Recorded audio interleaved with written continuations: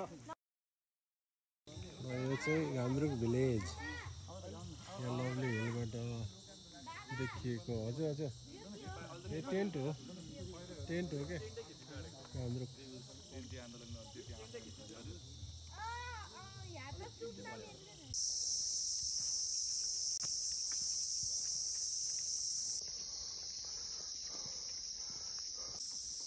अहिले हामी पानी खान्छ भन्ने ठाउँमा आइपुगेको छौँ यो लभली हिलभन्दा अर्को पोइन्ट गाइड बाबा के भयो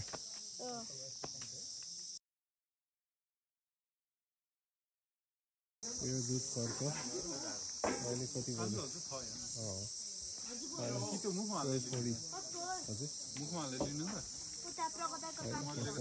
ल भर्खर मुसलधारी आइपुगेको छ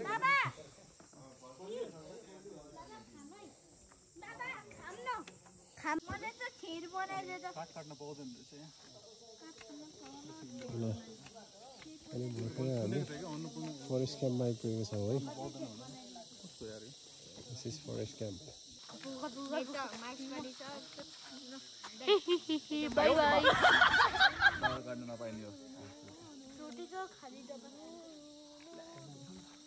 लिएर आऊ फ्रुटी हैन फ्रुटीको खाली डब्बा के पर्दैन ओए नउडी ल हेर्नुस्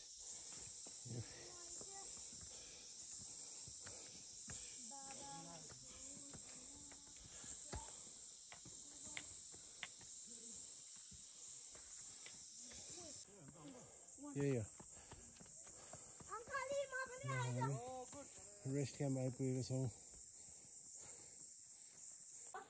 ल अहिले हामी रेस्ट क्याम्पमा छौँ अनि यसको एलिभेसन चाहिँ 2700 मिटर रहेको छ यो वरिपरिको दृश्यहरू अनि हाम्रो ट्रेकिङ आएको बाबुहरू भाइहरू दाई सबैजना यहाँ गोल्डन भ्यू भन्ने होटलमा आज हाम्रो स्टे यहीँ हुनेछ हाम्रो हामी अहिले फरेस्ट क्याम्प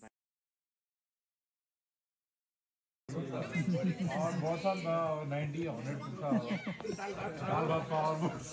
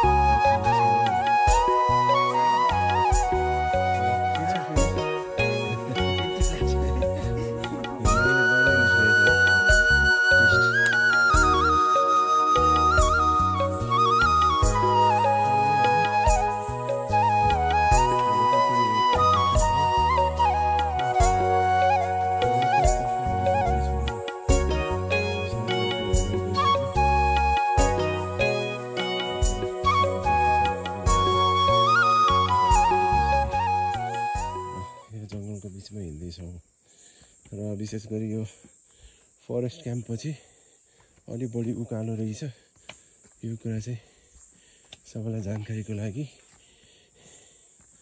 उकालो बढी यहाँनिर चाहिँ अलि सिधा छ फ्ल्याट तर बढी जस्तो उकालो छ भनेर चाहिँ यहाँ जानकारी पनि हामीले पाएका छौँ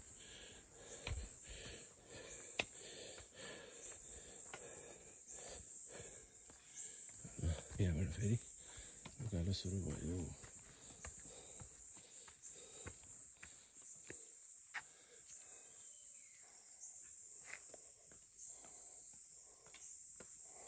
दाइ के छ खबर ठिकै छ फिट एन्ड फाइन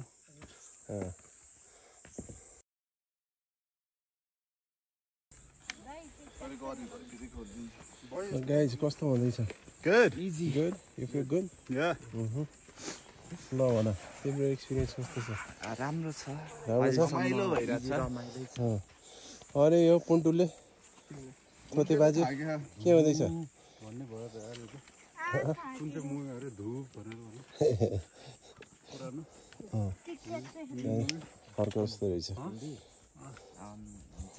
जादु हेलो गाइस, अहिले हामी लो क्याम्पमा आइपुगेको छौँ।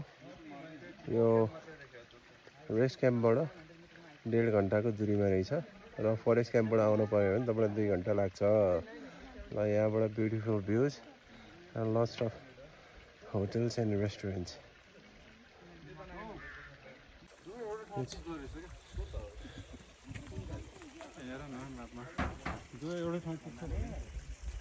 यो लो क्याम्प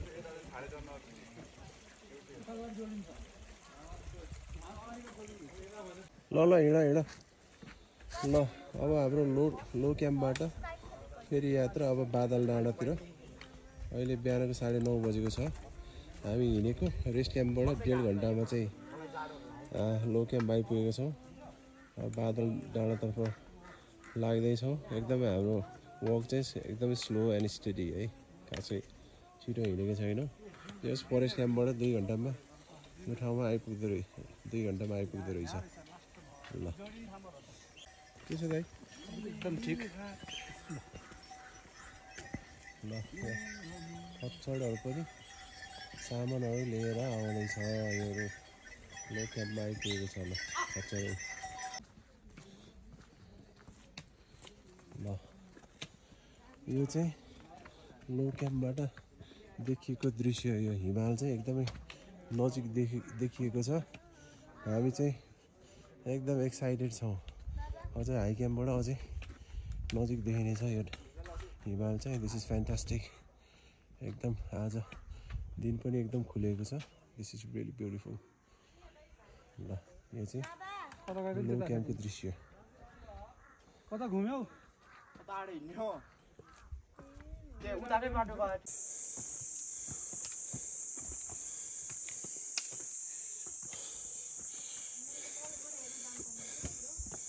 लो क्याम्पबाट हामी बादलतिर डाँडातर्फ ठाडो उकालो उक्लिँदैछौँ।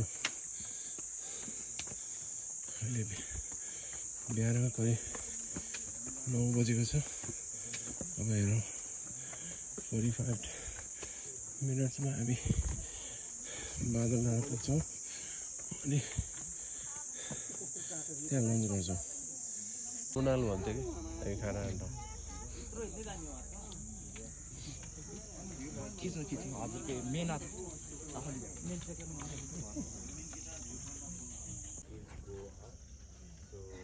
अहिले चाहिँ हामी बादल डाँडा आइपुगेको छौँ। होटल मुनाल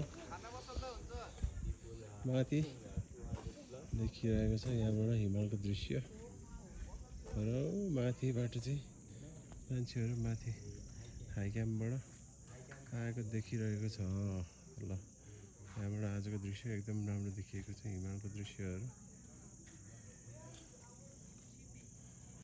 हाम्रो बादल डाँडामा लन्च टाइम हुँदैछ। ल खाना त केटा हो, कस्तो छ अनि भन। How is it good? Good. दाल पासा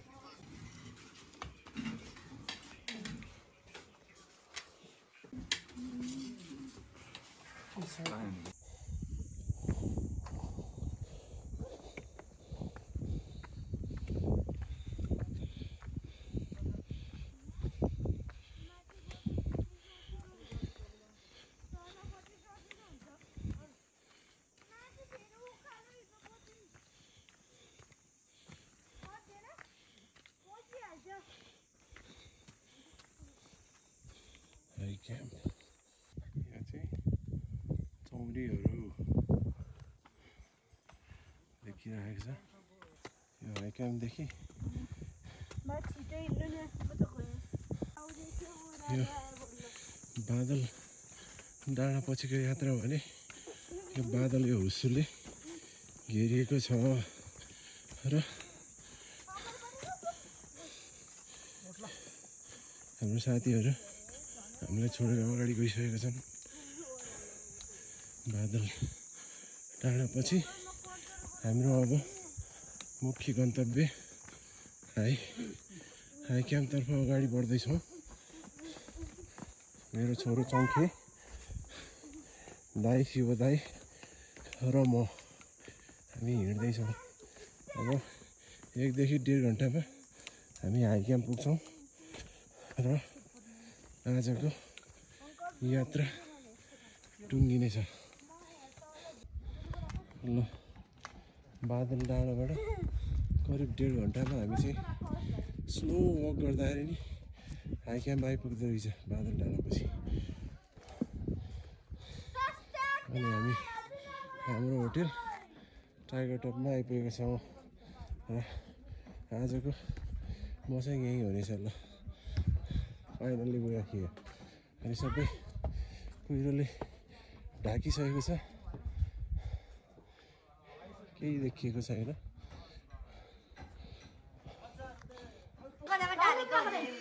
हेलो न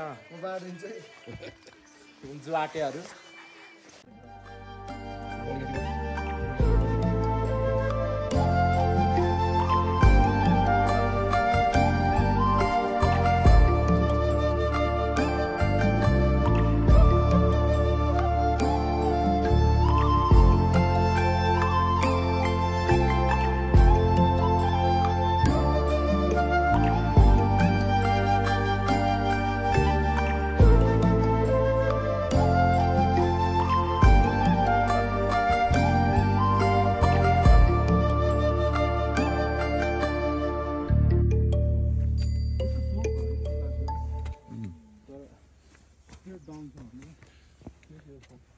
पुग्दैन दाजु त्यो भयङ्कर माथि छ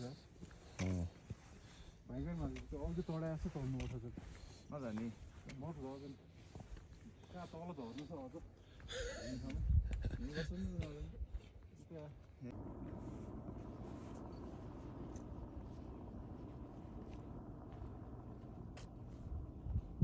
ठुलो पहाड होला त्यो जाँदा पनि सकेको।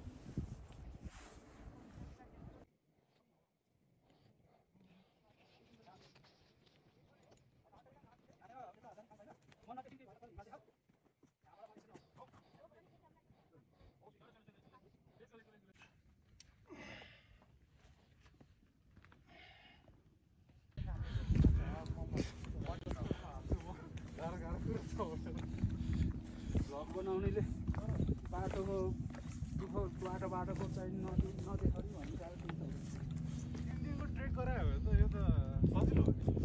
3 दिनको भएर 1 दिनमा गरायो भने गाह्रो हो।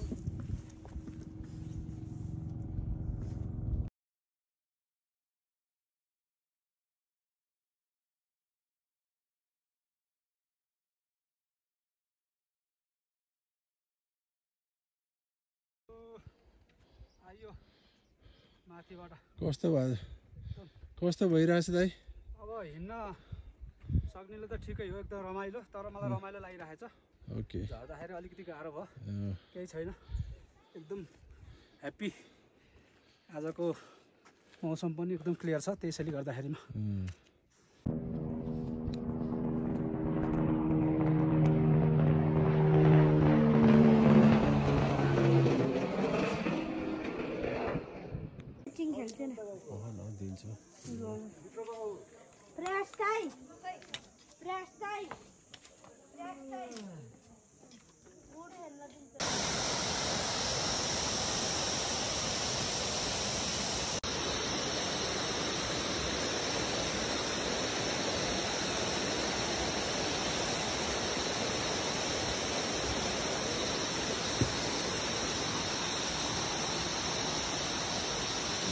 Come on.